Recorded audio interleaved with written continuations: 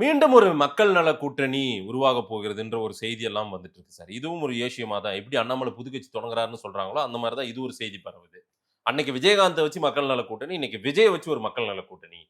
அதற்கான முயற்சியை எடுப்பாங்க அப்படின்னு சொல்றாங்க. அப்படி ஏதேனும் நடக்குமா என்ன? அப்படி நடப்பதற்கான வாய்ப்புகள் மிக குறைவு.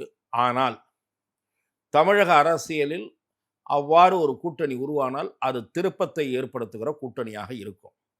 அது 2 விதமான தாக்கத்தை ஏற்படுத்தும்.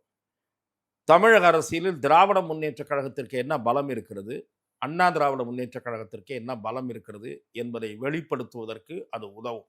தனிப்பட்ட முறையில் 2 கட்சிகளுக்கும் என்ன பலம், இன்றைய பலம் என்ன என்பதை வெளிப்படுத்துவதற்கு உதவும்.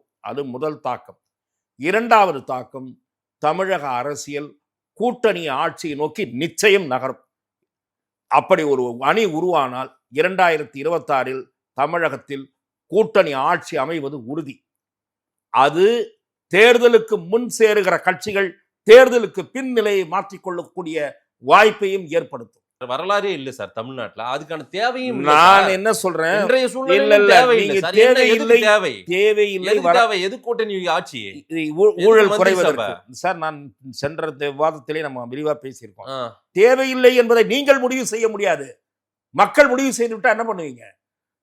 எந்த கட்சிக்கும் மெஜாரிட்டி கொடுக்கல, என்ன பண்ணுவீங்க? கூட்டணியில இல்ல ரூம்ல 2-3 சேர கேட்டு உட்காந்துட்டு மொத்த ரூமே எழுதுன்னு சொல்ற கூட்டத்துக்கு மத்தியில கூட்டணி ஆட்சி எல்லாம் இல்ல இல்ல இல்ல அதுதான் கம்யூனிஸ்ட் கட்சி மிக அந்த அந்த குறைந்தபட்சம் அவ்வப்போது உங்கள் குரலை எழுப்புகிறீர்களே, அதிலே ஒரு முறை இன்றைக்கு எழுப்பியிருக்கிறார்.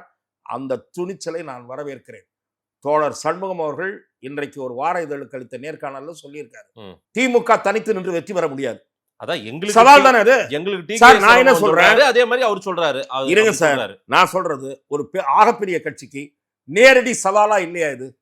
சார், கூட்டணி கட்சிகள் இல்லாமல் சிலவங்களுக்கு பதில் சொல்றாரு சார். டிகே சிலவங்க சொல்லியிருக்காரு, அது திமுகவுக்கும் பொருந்தும் இருக்காரு. நான் தான் படிச்சேன். அதை படிச்சீங்கல்ல.